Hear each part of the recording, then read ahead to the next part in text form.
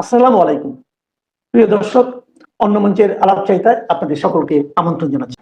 এমন কিছু ঘটনা ঘটছে বাংলাদেশের ভিতরে এবং বাংলাদেশের বাইরে। বিষয়গুলো অত্যন্ত স্পর্শকাতর, কিন্তু এগুলো নিয়ে কথা বলা প্রতিটি নাগরিকের জন্য ফরজে আইন, এটা বলতে হবে।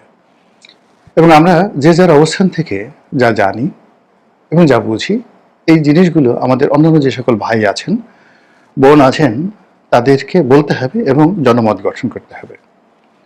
প্রথম কথা হলো যে বাংলাদেশ এই মুহূর্তে রাজনৈতিকভাবে, অর্থনৈতিকভাবে, সামরিকভাবে, কূটনৈতিকভাবে যে দুরবস্থার মধ্যে পড়েছে, বিশ্বাস করেন, ইতিহাসের একজন ছাত্র হিসেবে আমি সাক্ষ্য দিচ্ছি, এরকম সংকট গত 1000 বছর আগে কখনো হয়নি। আমাদের যে অর্থনৈতিক একটা ভিত্তি গড়ে উঠেছিল আওয়ামী লীগ জমানাতে, বিশেষ করে 2022-23 সন অবধি, সেটা রীতিমতো এখন আমাদের জন্য বুমেরাং হয়ে পড়েছে। এই মুহূর্তে প্রায় 130 বিলিয়ন ডলারের মতো আমাদের বৈদেশিক ঋণ আছে। আবার বলছি, 130 বিলিয়ন ডলার। আমাদের রিজার্ভ আছে 30 বা 32 বিলিয়ন ডলারের মতো। তাহলে আমাদের বিদেশি ঋণ আছে 130 বিলিয়ন ডলার বা 32 বিলিয়ন ডলার, মোরাল আছে এরকম। তো শেখ হাসিনা যে সময়টাতে এই দেশটা রেখে গিয়েছিলেন, গত 14 মাসে দেখা গেল গড়ে অলমোস্ট 18 থেকে 20 বিলিয়ন ডলার আমাদের এই ঋণ নতুন করে বেড়েছে। 2 নম্বর হলো যে আমাদের যে এক্সপোর্ট প্লাস আমাদের যে লোকাল কর্মসংস্থানের যে একটা চক্র আছে, অর্থনীতির চাকা আছে, এটা মারাত্মকভাবে ব্যাহত হয়েছে। এই মুহূর্তে যেটা আছে সেটা হলো সরকারের খাত হিসেবে কেবলমাত্র আমাদের জনগণের উপর যে সরকারের লেভিগুলো আছে, ট্যাক্সগুলো আছে, সেই ট্যাক্স কালেকশন করার হাতিয়ার আছে, কিন্তু আয় না থাকলে তো ট্যাক্স দিতে পারবেন না আপনি। ফলে ইনকাম ট্যাক্স, ভ্যাট, আমদানি শুল্ক, এগুলোর উপর সরকারকে নির্ভর করতে হচ্ছে। অন্যদিকে জনগণ তাদের যে দৈনন্দিন জীবনযাত্রা যে অবস্থার মধ্যে পৌঁছে গেছে, আপনি সব জায়গাতেই কান্নারোল পাবেন। ধনী, দরিদ্র, মধ্যবিত্ত, মানে প্রত্যেকটা মানুষ যন্ত্রণায়, সুতীব্র যন্ত্রণায় তারা যেভাবে কাতরাচ্ছে, এই কান্না, এই বেদনা, এই হাহাকারে জাতিকে কোথায় নিয়ে যায়, কোনো অনির্ধারিত গন্তব্যে নিয়ে যায় আমরা জানি না। এরপর যেটা হলো যে এই মুহূর্তে আমাদের রাজনৈতিক যারা শক্তি আছেন, বিশ্বাস করেন কোনো রাজনৈতিক শক্তির মধ্যে এই পুরো জাতিকে ঐক্যবদ্ধ করার মতো, জাতির মধ্যে একটা আশা সঞ্চার করার জন্য হ্যামিলনের বাঁশিওয়ালার মতো করে সবাইকে মহাবিষ্ট করার মতো একজন সিঙ্গেল নেতা রাজনৈতিক অঙ্গনে নেই। বরং এই রাজনৈতিক অঙ্গনে এখন এত বিরক্তিকর লোকের আমদানি হয়েছে, এদের অনেককে দেখলে মেজাজ ঠিক রাখা যায় না। এরা যখন এসে বলে আমি আপনাদের নেতা, তখন আপনার মেজাজটা কেমন লাগে আপনি একবার একটু চিন্তা করুন। নেতাকে দেখলে তো নেতা বলবে না, তো দেখলেই মনে হবে সে নেতা। তো এরকম অনেক রাজনৈতিক অঙ্গনে যাদের নেতৃত্বের যোগ্যতা তো দূরের কথা, মানে আকার আকৃতি, চেহারা, সুরত, কথাবার্তা, শিক্ষা দীক্ষা, কর্মকাণ্ড, এমন ভাবে এই রাজনৈতিক অঙ্গনে কিছু মানুষ সাধারণ মানুষের মধ্যে বিরক্তি তৈরি করে ফেলেছে যে মানুষ ক্রমশ ধৈর্য হারা হয়ে পড়েছে। রাজনৈতিক অঙ্গন গেল, অর্থনৈতিক অঙ্গনের কথা, ব্যবসা বাণিজ্যের কথা আগে বললাম। এরপরে আমাদের যে কূটনৈতিক সমস্যা প্লাস নিরাপত্তাজনিত সমস্যা।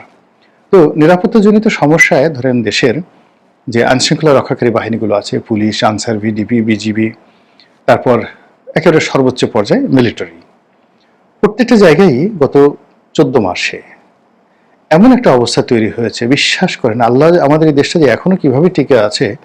হয়তো 18 কোটি মানুষের মধ্যে বেশিরভাগ মানুষ নিরপরাধ, তারা নামাজ কালাম পড়ে, দোয়া দরুদ পড়ে, বা মন্দিরে যায়, গির্জাতে যায়, প্যাগোডাতে যায়।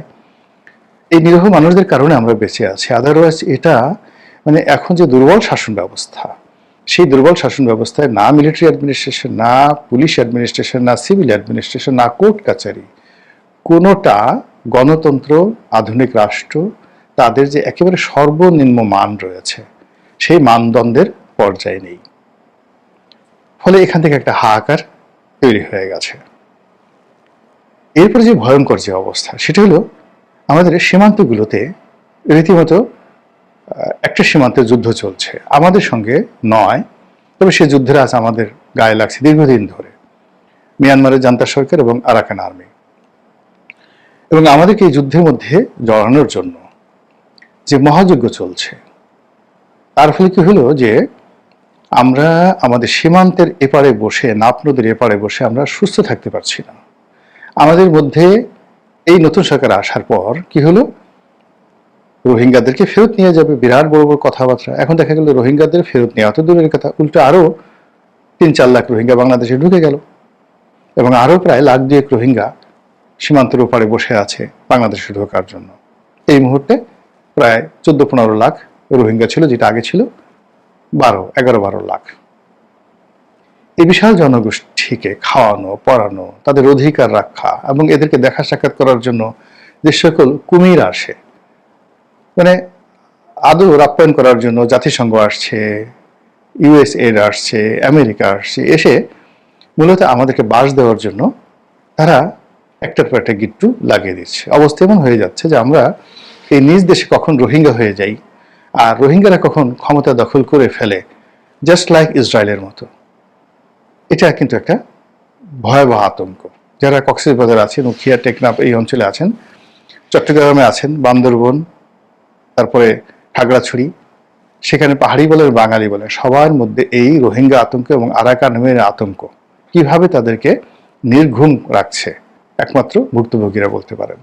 অন্যদিকে ভারত যেভাবে শূন্য সমাবেশ করছে সীমান্তে, এবং ভারতীয় পত্র পত্রিকা যেভাবে বাংলাদেশ বিরোধী যাকে বলা হয় প্রচার চালাচ্ছে, প্রোপাগান্ডা চালাচ্ছে, যেভাবে যুদ্ধের দামামা বাঁধছে, তাতে করে ভারত এবং পাকিস্তান সীমান্তে যে উত্তেজনা চলছে সেই প্রথম দিন থেকে এখন পর্যন্ত, এবং যে কয়টি যুদ্ধ হয়েছে, ঠিক ওইরকম একটা পরিস্থিতি এখন আমাদের বেশ কয়েকটি সীমান্তে, আসাম সীমান্তে, ত্রিপুরা সীমান্তে, এরপর শিলিগুড়ি করিডর যে জায়গাটাতে রয়েছে সেই জায়গাগুলোতে, অর্থাৎ কুড়িগ্রাম, নীলফামারী, দিনাজপুর, রংপুর, এই পুরো বেল্টার মধ্যে মানুষকে, মানে মানুষের মধ্যে যাদের মধ্যে ন্যূনতম জাতীয়তা বোধ আছে এবং দেশপ্রেম রয়েছে, তারা সীমান্তের অপর প্রান্তে স্পষ্টতভাবে ভারতের যে রণদামামা, সেই রণদামামা দেখতে পাচ্ছেন।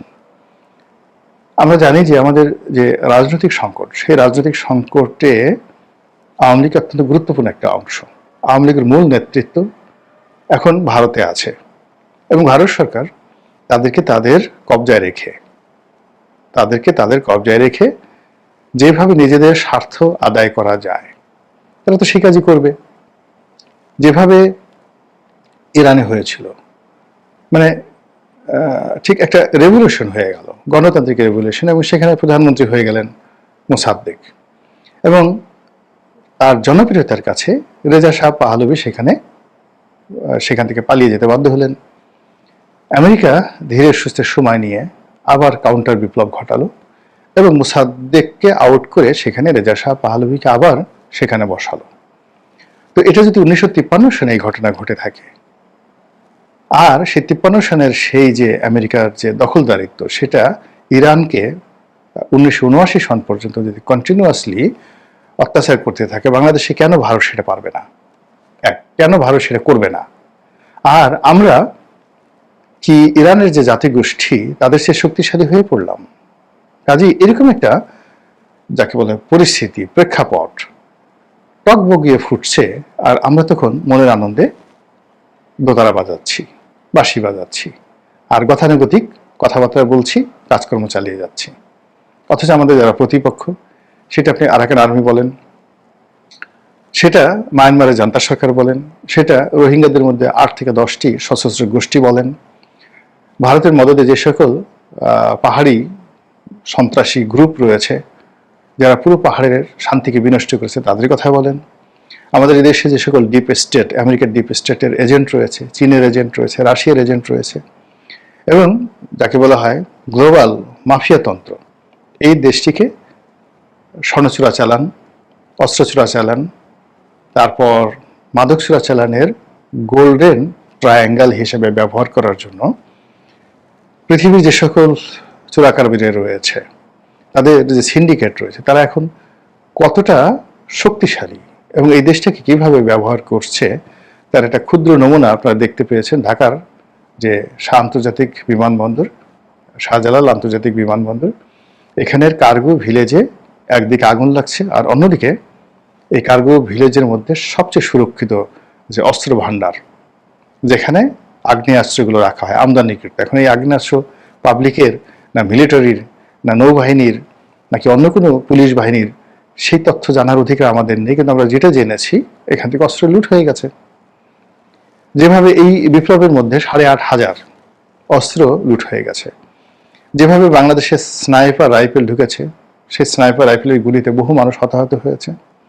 আবার এখন সেই রাইফেলগুলো খুঁজে পাওয়া যাচ্ছে না, কারা এগুলো কোথায় নিয়েছে।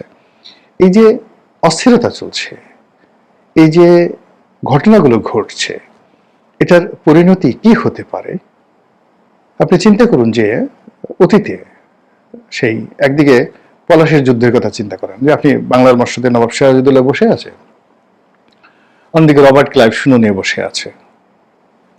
তো একদিকে সীমান্তে যদি এরকম যুদ্ধ থাকে বা শূন্য এসে বসে থাকে, তখন যারা রাষ্ট্র পরিচালনা করেছিলেন তাদের কি ঘুম ছিল?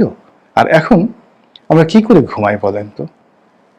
দেশের ভিতরে অস্ত্রের ঝঞ্ঝানা নেই, প্রকাশ্য দিবালোকে গোলাগুলি হচ্ছে, সীমান্তের ওপারে 5 থেকে 6টি পয়েন্টে অর্থাৎ আমাদের যে খুলনা যশোর যে বেল্টগুলো রয়েছে, এই বেল্ট, তারপরে কুষ্টিয়ার এই বেল্ট, চাঁপাইনবাবগঞ্জের যে বেল্ট, এরপরে সিলেটের বেল্ট, অর্থাৎ ভারতের সাথে যেই জায়গাতে সীমান্ত রয়েছে, যে সীমান্তে যাকে বলা হয় ভারত বেড়া নির্মাণ করেনি এখনো, তার ওপারে ভারতের যে ক্যান্টনমেন্টগুলো রয়েছে, সেই ক্যান্টনমেন্টে যে অস্ত্রের দামামা, দূরপাল্লার ক্ষেপণাস্ত্র, মাঝারি পাল্লার ক্ষেপণাস্ত্র, বিমান প্রতিরক্ষা ব্যবস্থা থেকে শুরু করে অন্য যে সকল সৈন্যের এবং শক্তির গোলাবারুদের সমাবেশ করা হয়েছে, সেটা নিয়ে আলোচনা কি আপনি করবেন না?